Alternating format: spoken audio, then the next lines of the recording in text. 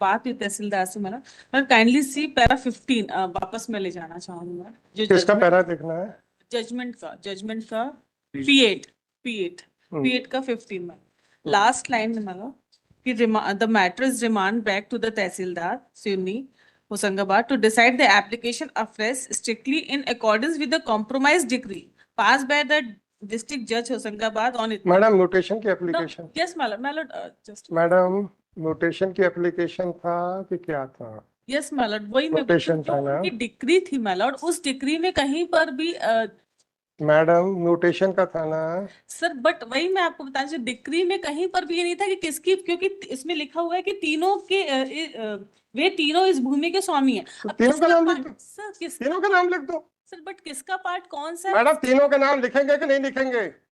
और आप अपने कलेक्टर की प्रेजेंस चाहते हैं?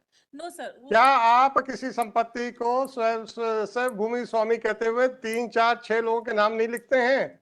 या आप अपनी बदमाशी का हमें जस्टिफाई करना चाहते हैं हमारे ऑर्डर का इस्तेमाल करके? मैं इसीलिए रिप्रेजेंटेशन वाले ऑर्डर्स नहीं करता हूँ। सर उन्होंने आपने पार्टीशन कैसे कर दिया, बस इतना बताइए। बोनाफाइडली यही सोचा। कोई बोनाफाइडली नहीं है, सब करप्शन है ये। And that's why I never passed the order regarding deciding the representations. Mutation का पिटीशन पे म्यूटेशन रिलेटेड ऑर्डर है और म्यूटेशन की एप्लीकेशन डिसाइड ना करके हाई कोर्ट का ऑर्डर लेके पार्टीशन कर रहे हैं आप, without giving any notice and without issuing any starting any proceedings. और कहते हैं हमारा बोनाफाइड है। क्या बोनाफाइड है आपका? आपको अंग्रेजी आती है कि नहीं आती? आपके कलेक्टर को बताइए। Keep him present tomorrow. अगर ये डिस्ट्रिक्ट हेड ये होगा तो इनके तहसीलदार तो करप्ट निकलेंगे ही निकलेंगे। जो 2 लाइन में लिखता है कि तहसीलदार ने बिल्कुल सही लिखा है। क्या लिखा है उसने जो आप मेरे से बहस कर रही हैं? अब आप मुझे ये बताइए लॉ क्या है? Can you substitute the reasons? आप सिंपल से बताइए, can you substitute the reasons? Why nothing has been mentioned by your collector? तो माय लॉर्ड सेज कि तीनों के नाम पे म्यूटेशन कर देना। मेरे से मत पूछिए, मुझे आप तहसीलदार बनाना चाहते हैं? आपको क्या समझ में आता है? Keep your collector present. इसमें या फिर ऑर्डर कर दे तो फिर हम, मैं कलेक्टर को प्रेजेंट रहने का करने का ऑर्डर कर रहा हूँ, चिंता मत कीजिए। बट ये जो ऑर्डर हुआ है वो आपने कलेक्टर ने अपील डिसाइड की है कि नहीं की है? एडिशनल किसने भी की है? आपको किसने इंस्ट्रक्शंस दिए हैं अभी? वो तो मैं तहसीलदार से मैंने बात किया क्योंकि वो फोन कनेक्ट नहीं हो पा रहा था, तो उसने ये चीज बताया। रखिए, आप अपने कलेक्टर को रखिए, वो एडिशनल कलेक्टर की जवाबदारी वही देगा। जो ऑर्डर पास किया वो मैडम, आपके एडिशनल कलेक्टर को इतनी अकल नहीं है कि यहाँ पे हम लोग लिख लिख के थक गए हैं कि reasons of the heart beat, और ये अपने मन मर्जी चलाते हैं। मैंने देख लिया है, तहसीलदार ने बहुत अच्छा किया, कहानी खत्म। देखा है सर, मैं तो 4 लोगों का नाम इकट्ठा तो जमीन पे चढ़ा नहीं सकता था, तो मैंने पार्टीशन कर दिया हाई कोर्ट का सहारा लेके। और जब मैं कहता हूं कि रिप्रेजेंटेशन वाले ऑर्डर्स मैं नहीं करूंगा क्योंकि ये बदमाशियां होंगी, तब आपको समझ में नहीं आता।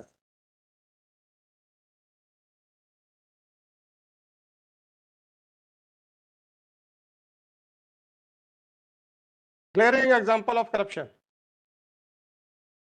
Keep your collector present. देखता हूं क्या करता है वो अपने एडिशनल कलेक्टर के खिलाफ और तहसीलदार के खिलाफ। उनसे कहिएगा अपनी जान बचानी है तो एक्शन लेके आएंगे यहाँ पे। 2213/2324। My humble prayer, my lords, para 14 और आपसे कलेक्टर से सुनेंगे सर। जी आपको अभी हमने फाइनल ऑर्डर पड़ेगा। जी। It is submitted by presence लगा के, it is submitted by counsel for the petitioner that it is a glaring example where the revenue courts are by deliberately by misconstruing the order passed by this court in WP number MP number 972/2021 decided on 25th of September 2023, which was upheld by Supreme Court by order dated 19/1/2024 in SLP civil number 1116-117/2024, traveled beyond the order। वो कौन सा order है sir तहसीलदार का? That is P13, 27 February 24।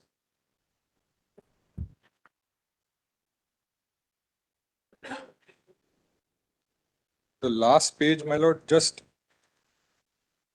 fifth line from the bottom. Namantran plus Batwara.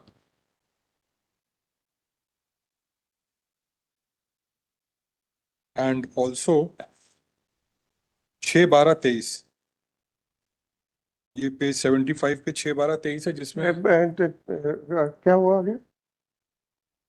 आगे बताओ ना क्या है?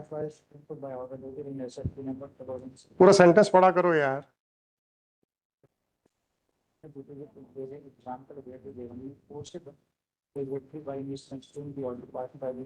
Have tried to give undue advantage to the litigating parties. It is submitted that WMP number 972/2021 was passed against an order arising after the mutation proceedings. And the orders passed by the revenue courts were set aside and the matter was remanded. The said order was upheld by the Supreme Court.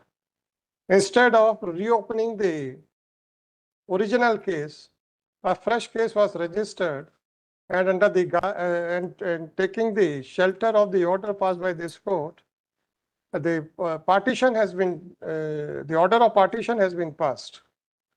No proceedings under section 178 of MPLR code was initiated. Whether any final decree was passed by the court or whether there was any direction by the trial court to carry out the partition by metes and bounds. my lord, that suit is pending. So there is no decree. Police system And नहीं, जिस degree का हमने कहा था ये वो तो बहुत पुरानी एक कॉम्प्रोमाइज डिक्री थी जिसके आधार पर तो केवल पार्टीशन आपने का सूट पेंडिंग है. और हमने अभी एक सूट फाइल कर दिया उसमें पार्टीशन की भी प्रेयर है और हमारी विल के बेसिस पर टाइटल भी मांग रहे हैं. ऐसा क्या है?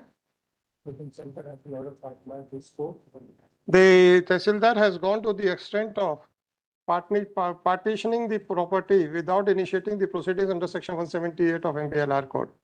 It is submitted that a suit for partition as well as for declaration of will as for declaration of of validity of will is pending, and without there being any decree for partition, the Tehsildar has exceeded all its limits.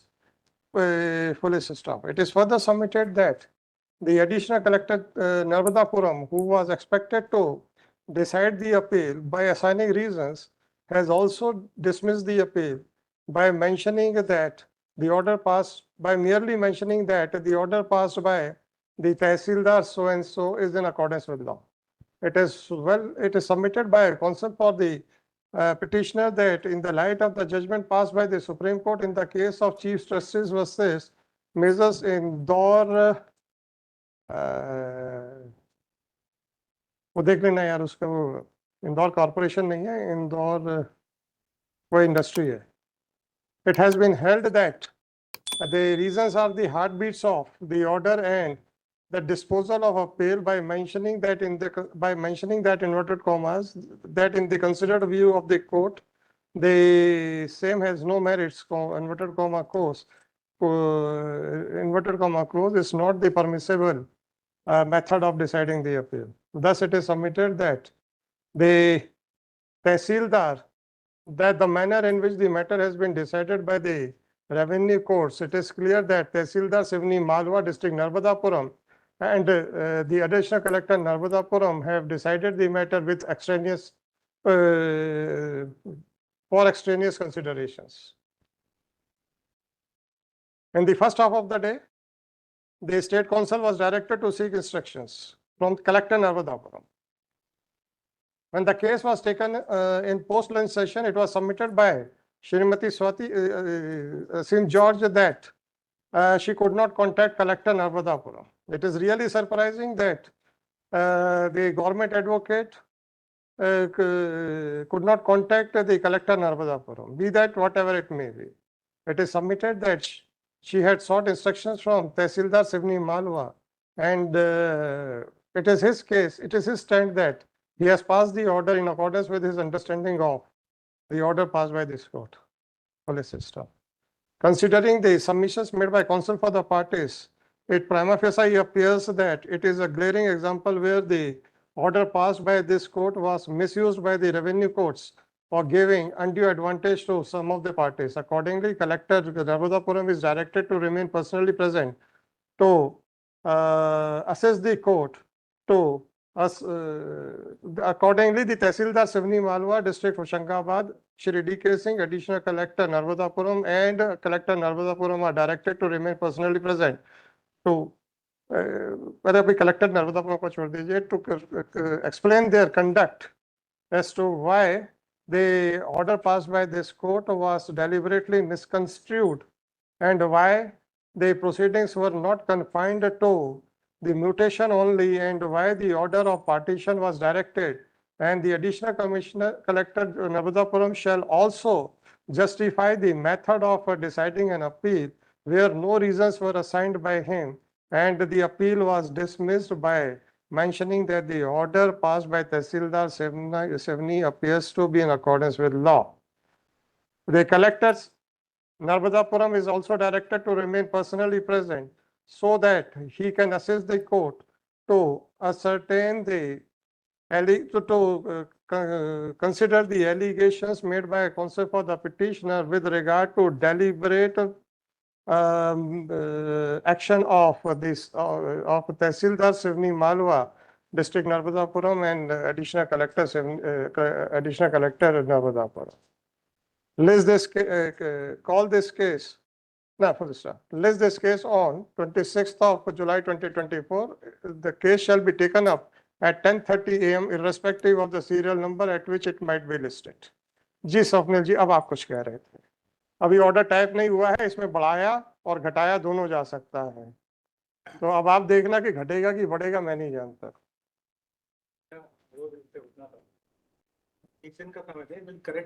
No sir, Swapnil जी, मैं representation वाले order क्यों नहीं करता, मैंने कितनी बार explain किया है, ये करप्शन को बढ़ावा दे रहा है, ऐसा मेरे पास रिपोर्ट्स हैं।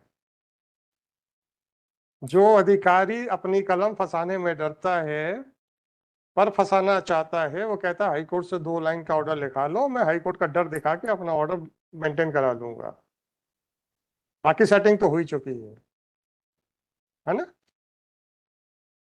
अब जरा ये जो मिसयूज हो रहा है ना सर, क्योंकि वकालत के समय पे हमारे पास भी लोग आते हैं, सर रिप्रेजेंटेशन का ऑर्डर करवा दो, क्यों करवा दो, बाकी तो मैं करा लूंगा सर, चिंता मत करो।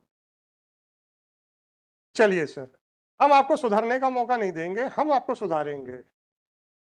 अब आपके कलेक्टर को बताना है कि वो सुधारेगा कि वो इनके साथ वो भी सुधरेगा। मैडम वो आईएएस डायरेक्ट है कि प्रमोटी है? डायरेक्ट। अब उनको कुछ भी नहीं पता होगा, अभी वाले होंगे सर, मैं उनसे कहेगा जरा संभल के आएंगे, क्योंकि ज्यादा उनको प्रैक्टिकल एक्सपीरियंस है नहीं कानून का और एडमिनिस्ट्रेशन का। सरकास्टिक रिमार्क नहीं है सर, नहीं सर, एक ही दिन का टाइम दिया है सर, मैंने सुबह मैडम को 1 दिन का टाइम दे चुका हूँ। कलेक्टर तो मैडम का फोन तक नहीं उठाता यार, क्या करेक्शन की बात करोगे? क्या अगर मैडम कहें कि कलेक्टर का फोन रीचेबल नहीं है, can I accept that? Can I accept that कि कलेक्टर का फोन रीचेबल नहीं है? अभी किसी ऑफिस के पीए का फोन आ जाएगा तो कलेक्टर को फटाफट फोन पे बात हो जाएगी, और एडवोकेट जनरल ऑफिस के गवर्नमेंट एडवोकेट का फोन आएगा तो अनरीचेबल हो जाएगा। सुनना है मेरे को सर, मुझे फर्स्ट हैंड इंफॉर्मेशन चाहिए। वो कहाँ थे, उनका टूर प्रोग्राम ले आइएगा, और उनका भी सुन लीजिए, the statement which was made by madam Swati that has been recorded. आप उनका सीडीआर भी निकाल के लाइएगा कि वो कहाँ पर थे और वो रीचेबल कंडीशन सिचुएशन पे थे कि नहीं, क्योंकि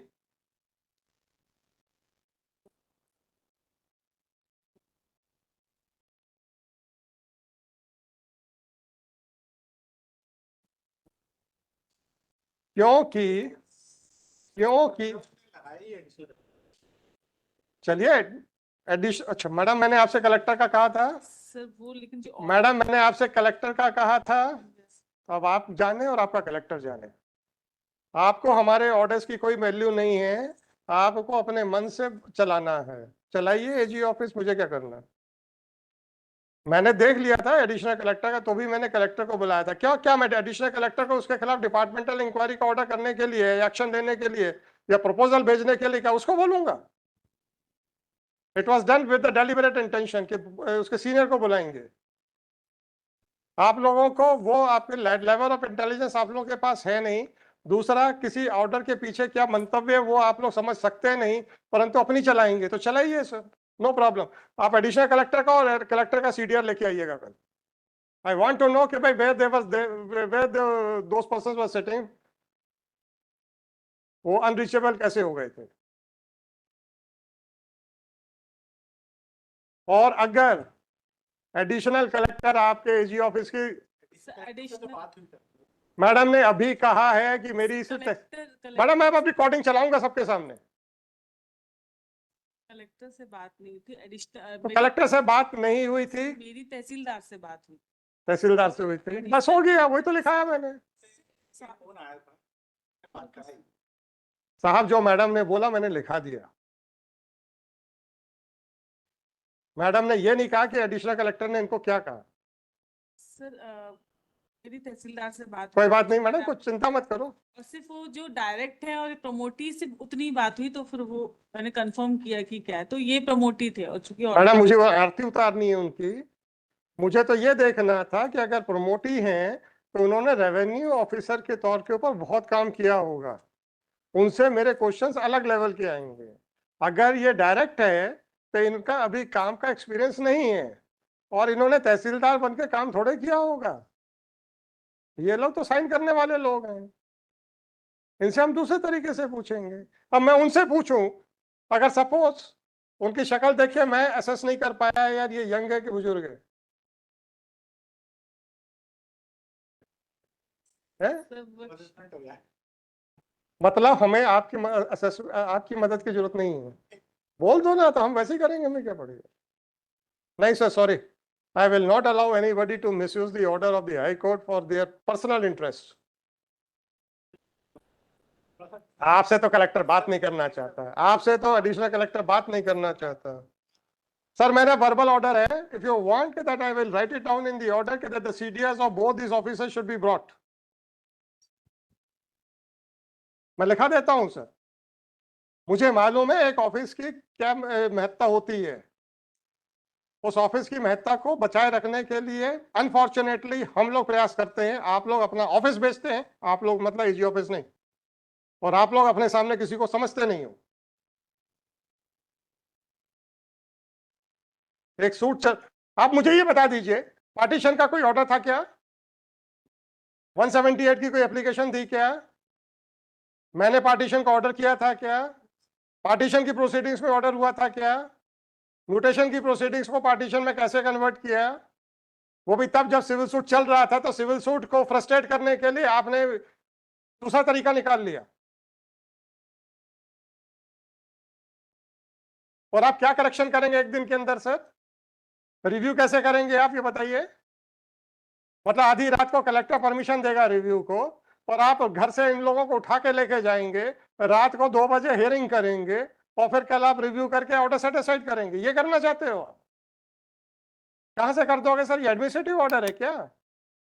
या आप जब चाहेंगे 1 मिनट में by single stroke of pen आप ठीक कर लेंगे? कैसे कर लेंगे बताइए मेरे को एक दिन के अंदर? आप कैसे ऑर्डर देख लीजिए तहसीलदार का, इसने तो पार्टीशन का वो सब मंगवा लिया। कैसे मंगवाया? Forget about the drop the protect. हम हाई कोर्ट कभी कोई प्रेशर नहीं देता कि ये करो या वो करो। मेरी कोर्ट सिर्फ एक ही चीज डिसाइड करती है, आप सही हो बिल्कुल अच्छा काम किया है, नहीं सही हो सूली पे चढ़ जाओ। अब आप समझ गए हैं क्या करना है। सीडीआर लेके आइएगा, अगर आपको नहीं लाना है तो मेक इट क्लियर, मैं अभी लिखा देता हूं। मजाक मत बनाइएगा सर कोर्ट्स को। चलिए सर, हियरिंग पार्टीज लेंगे।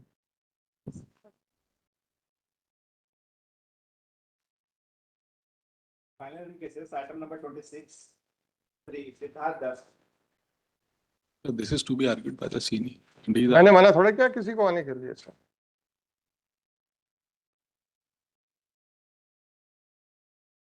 बताइए, पढ़ेंगे अपन दोनों साथ साथ। So this is application under section 482.